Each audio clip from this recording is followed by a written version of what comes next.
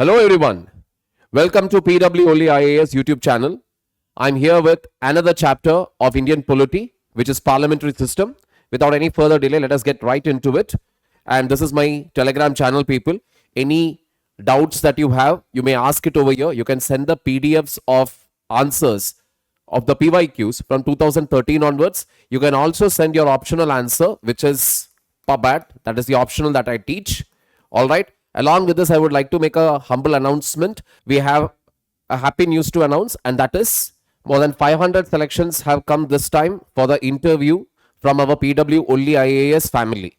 So, wishing all those people who cleared the mains exam, congratulations, and wishing you all the very best for your interview also. Now, you must understand, we have our interview program. Please do join it. Now, let us get right into our discussion. Constitution provides for a parliamentary system. And what is a parliamentary system? The executive is responsible to the legislature. Simply means the government has to answer to the parliament. That is what it simply means. Clear?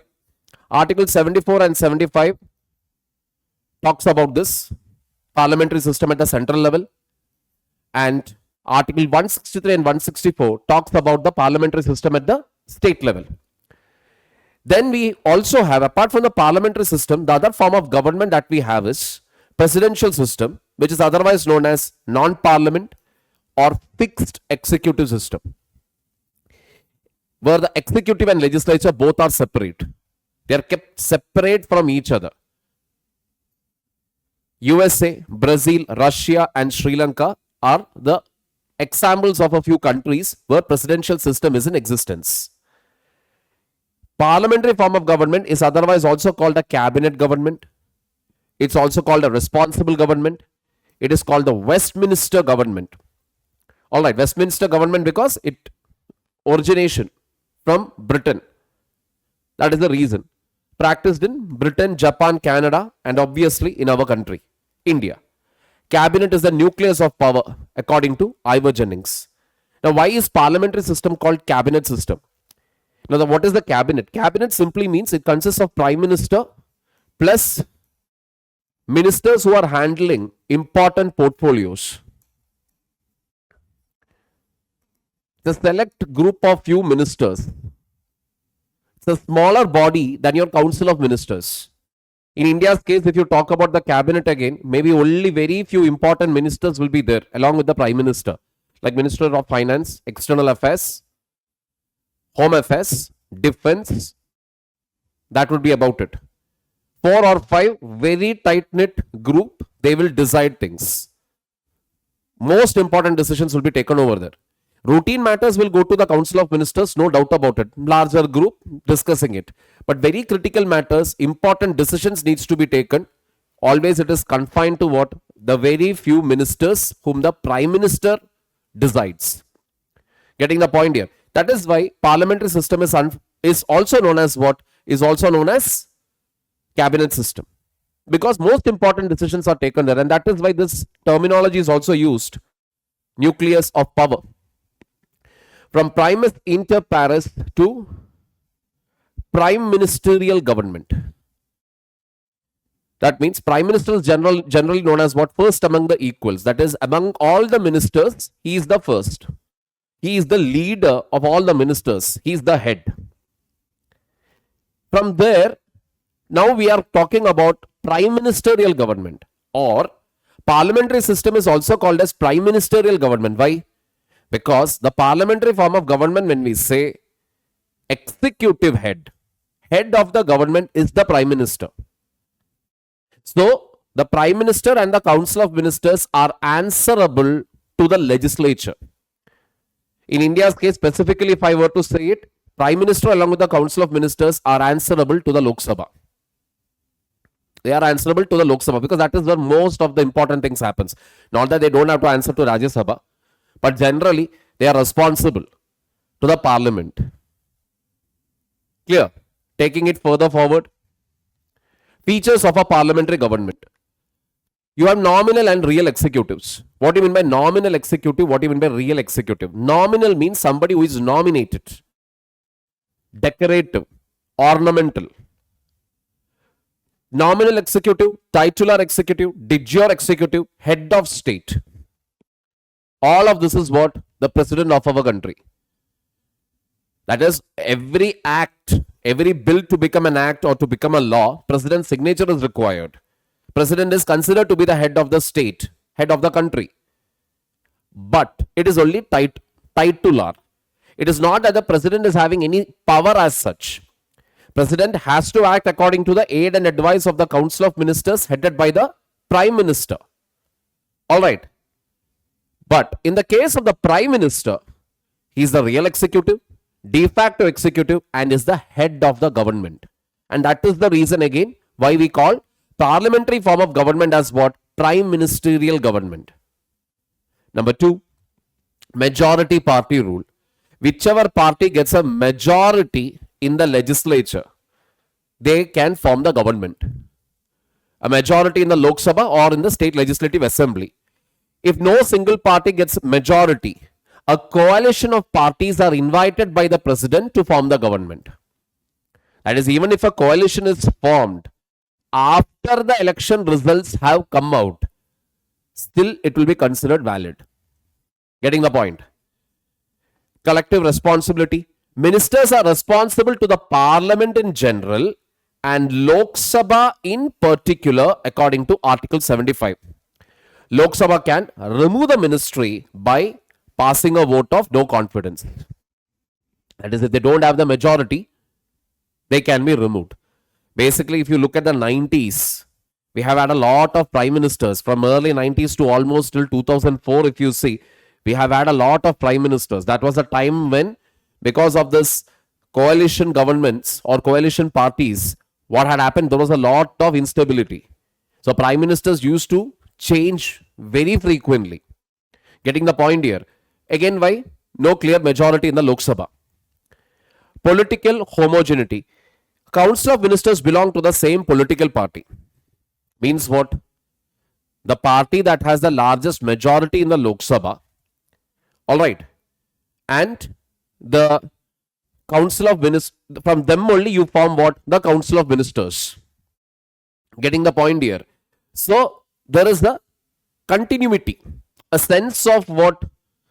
Unity. Homogeneity, when we say, it simply means there is no diversity as such. So politically, the ministers or the MPs who are part of the majority political party, they are also part of the government. So the political parties' ideologies or their aspirations, their election manifesto, promises, etc. are taken over by the government also. Double membership. Ministers are members of the government as well as the parliament. Same thing. That is, they are part of both the executive and legislature. True. Minister will be having membership both in the legislature as well as in the executive. And what if a person becomes a minister who does not have membership either in the Lok Sabha or in the Rajya Sabha? 6 months duration is there, within which the person should get elected either as a member to the Lok Sabha or as a member to the Rajya Sabha. Leadership of the Prime Minister. He is the leader of the Council of Ministers, leader of the Parliament, and leader of the party in power. Generally, there can be other leaders also. But any party can have their own leaders and can have a different prime ministerial candidate also. That is also possible. Clear? But ultimately, Prime Minister is the face for the government, for the political party, as well as for the parliament. Generally, that is how it is. Dissolution of lower house. Executive can dissolve the legislature. That is, the Prime Minister can advise the President to dissolve the Lok Sabha even before the tenure is over. Prime Minister can ask. Simply means call for fresh elections. Secrecy. An oath of secrecy is administered to the ministers. That is, ministers cannot go about talking about the secrets of the government or the strategies of the government. They can only discuss those things in public for which they are authorized to. They cannot simply go about blabbering anything and everything. So they have to maintain that secrecy. And that oath of secrecy is administered by whom? The president. Clear, people? Moving on. Features of presidential government. Now, presidential government, when you see, American president is head of the state and head of government. He is elected by an electoral college for a fixed tenure of 4 years. 4 years is the maximum time period. He governs with the help of a kitchen cabinet. And what is this kitchen cabinet? They are non-elected departmental secretaries. Basically, these are all experts in their respective field. President and his or her secretaries are not responsible to the Congress for their acts. Congress, when we say, please understand, Congress in India's case, it is the name of a political party. There in USA, it means legislature. So president and the kitchen cabinet are no way responsible to the legislature there. Because of what? Complete separation of executive and legislature. President cannot dissolve the House of Representatives. And there is complete separation of powers between the legislature and the executive. Difference between parliamentary and presidential system. So, parliamentary system, if you see, you have dual executive, president, prime minister. Presidential system, single executive only, that is the president, head of the state and head of the government, one person. It's a majority party rule. So whichever party gets a majority, from that you pick up the prime minister and the other ministers. Here president and legislatures are elected separately for a fixed term. There is collective responsibility to the legislature. There is non-responsibility. There is political homogeneity. This may not exist. Political homogeneity, like I told you, legislature, membership, minister, MP, etc. They are all part of what? The same legislature and executive. They are common to both. Whereas here that is not the case. The kitchen cabinet also, like I discussed, they are not actually what? Elected. They are non-elected experts. They are departmental secretaries who will assist the president. That is why we say it may not exist here. Then double membership is there to both legislature and executive. Here it is only single membership. Leadership of prime minister. Prime minister is ultimately the leader for the parliament, the government, as well as the party that is in power. It is the domination of the president. President dominates all the sphere. That is, president can literally take any decision, any call in USA. Getting the point here. Dissolution of the Lok Sabha is possible. No question of dissolution. Fusion of powers. Legislature and executive, if you see in India's case, it is basically what? Both have their own sphere to work, but then there is this area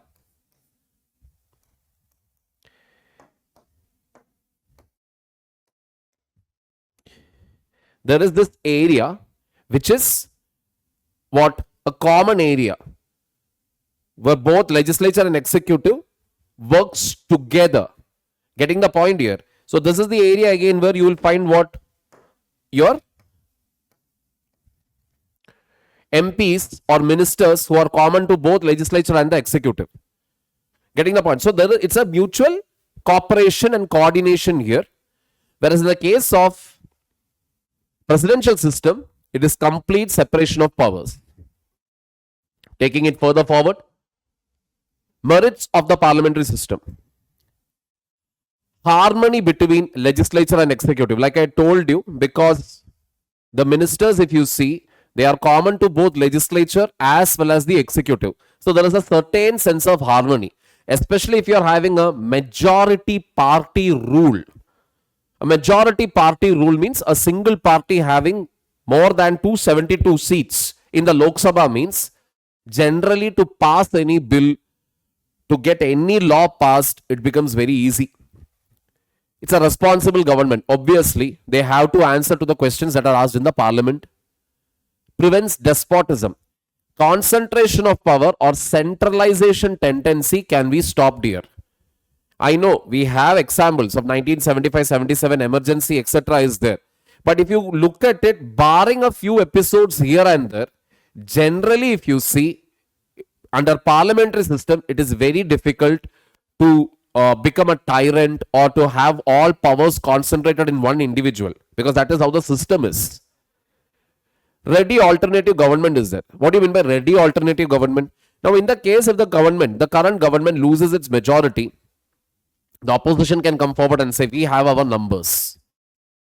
So rather than going for fresh election, the president or the governor can see that, okay, the opposition is claiming that they have the numbers with them.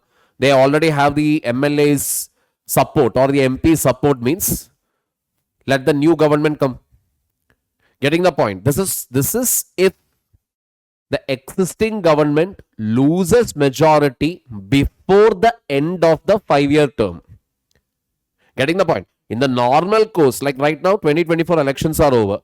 Next election is when? 2029. So 5 years is over. Definitely we'll have to conduct election. No doubt. But between 2024 and 2029, if the current government loses its majority, then the president can simply ask the opposition, do you have the numbers? If they have the numbers, they will form the government. Clear? Then wide representation. That is, it literally supports what people from different walks of life can be part of the whole process and get representation also. Getting the point here? That is, any class of people can elect their MP to the parliament or MLA to the legislative assembly. Now, compared to this, when you see, there are certain demerits of presidential system. And what is that? So if there is harmony in the parliamentary system between legislature and executive, constantly you will have conflict between legislature and executive in the presidential system. First and foremost reason is executive is not at all responsible to the legislature. That is one thing. Getting the point? And if executive, say for example in America, one contentious issue always is the fiscal ceiling. The fiscal deficit of USA is one of the highest in the world. All right. So every year, every time, not every year, but like in every few years, what happens? They'll keep increasing the ceiling. Okay, now we are making it to this many percentage of the GDP. That means they will literally end up printing more currency there. And this executive will be demanding that increase the ceiling. Legislature will be telling nothing doing. So for some certain actions of the executive, they literally need what? Legislature support, which often doesn't happen.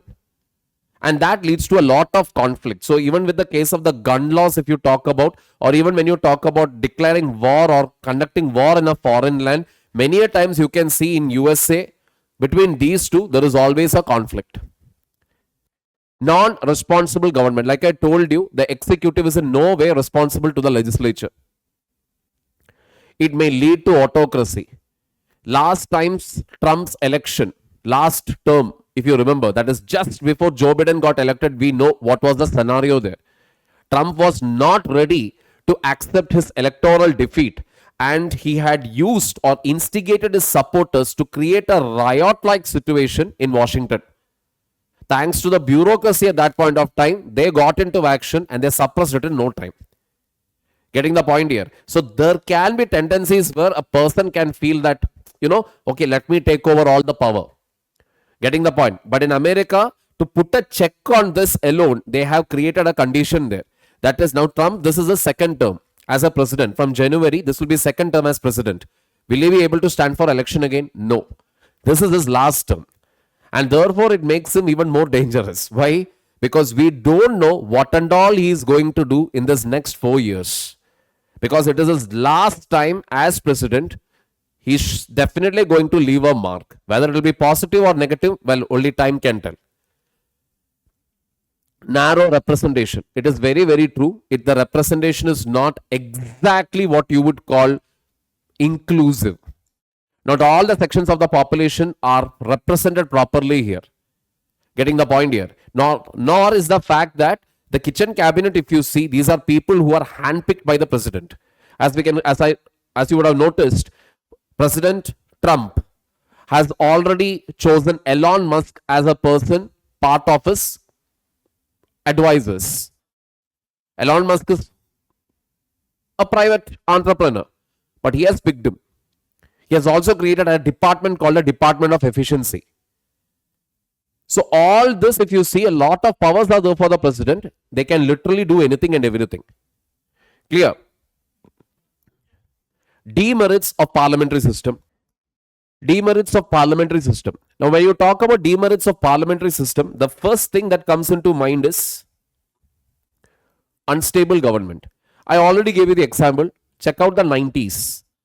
How many prime ministers came and went? Put it up in the comment section.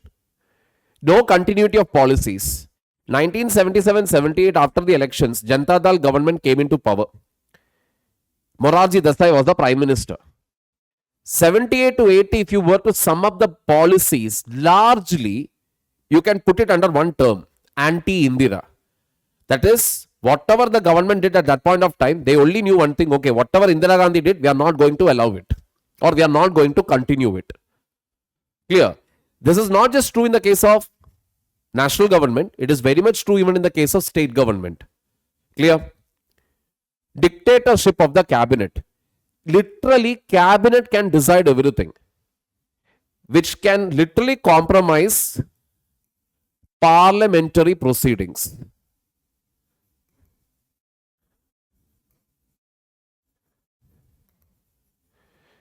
Increased use of the ordinance route. Ordinance route, what it is, we will be seeing it in our parliament chapter. Okay. It is again separation of powers. That is, separation of powers means what? No separation of powers between legislature and executive, which is not good at all times, especially when a single party has huge majority in the Lok Sabha, means they can literally pass any bill that they want. Getting the point here?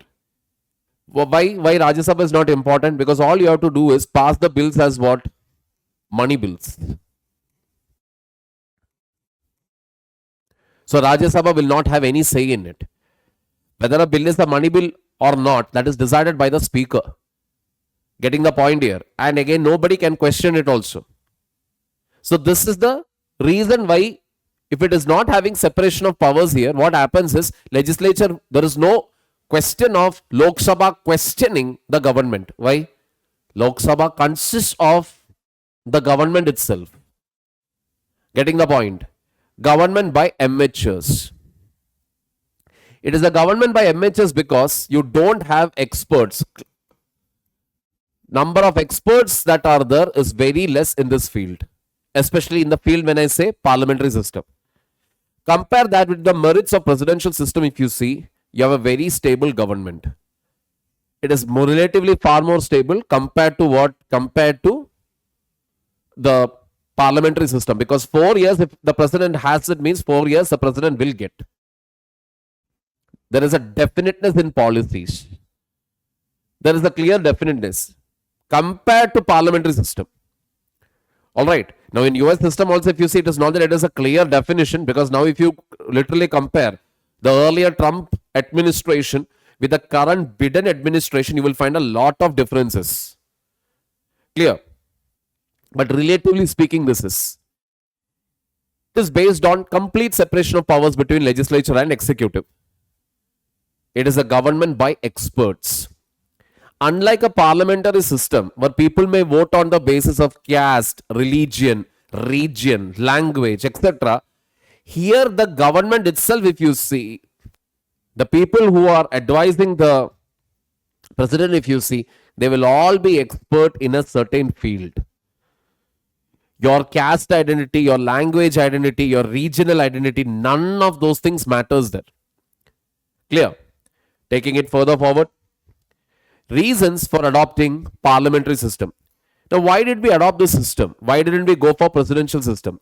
The first and foremost reason being we were familiar with the system. The Government of India Act 1935 and the whole system what the Britishers brought in or the East India Company exposed us to, all of this were what laid the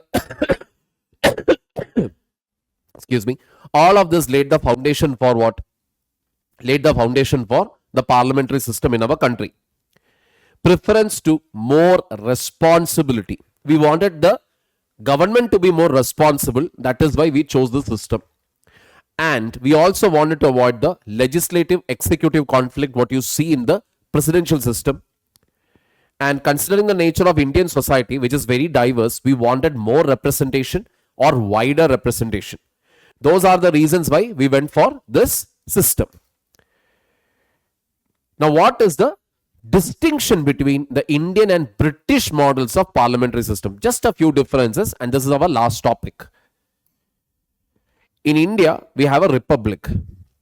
That is, our head of state is elected. The president is elected. Whereas in Britain, the head of the state is a monarchy. That means it's a king. In Britain, the parliament is sovereign. Means parliament is supreme. Parliament is the ultimate deciding factor. Not in India. In India, even the parliament has to function according to the principles of the constitution. Means in India, what is supreme? Constitution is supreme. Getting the point? In Britain, Prime Minister should be member of lower house. Prime Minister should be a member only of the lower house, not from the upper house. Whereas in India, Prime Minister can either be from the Lok Sabha or from the Rajya Sabha. Manmohan Singh, he was a member of the Rajya Sabha even when he was the Prime Minister of the country. In Britain, only members are appointed as ministers. Means what? You have to be a member first to be appointed as minister. In India's case, that is not true. Even a non-member of a parliament of either houses, need not be from Lok Sabha, need not be from Rajya Sabha, can become a minister. The only catch is that within 6 months, they should get elected to, or they should get elected to either one of the houses of Lok Sabha or Rajya Sabha. Minister has legal responsibility. That is, in Britain, every minister, that is, if I am a transport minister in Britain, I will be responsible for all the acts passed by my ministry. So any problem with that act, it will be my direct responsibility. That is not there in India. In India, it is the president. Every act, every bill, let it be transportation bill, let it be finance bill, let it be money bill, any bill, ultimately who is the sanctioning authority there? It is the president only. Ministers don't have any legal responsibility for the law. I might have introduced the bill also. As a minister, I might have introduced the bill got passed, the bill became an act. President gave the sanction also. But I am not legally responsible for it. Britain, there is a shadow cabinet formed by opposition to counterbalance the ruling cabinet. The shadow cabinet's purpose is again to act as a counterbalance, just to keep a check on the ruling cabinet. In India, we don't have any such system. Clear? So with that, we come to an end of our chapter here. Hope it was very clear to you. Any suggestions or comments, please put it up in the comment section, or if you want to contact me, this is my Telegram channel. Once again, congratulations to all those students out there who cleared the mains exam. Our interview program has also started. Please join it, get the maximum benefit out of us so that in the next year, your name will be in the list. Take care, people. Have a fantastic day. God bless. Take care.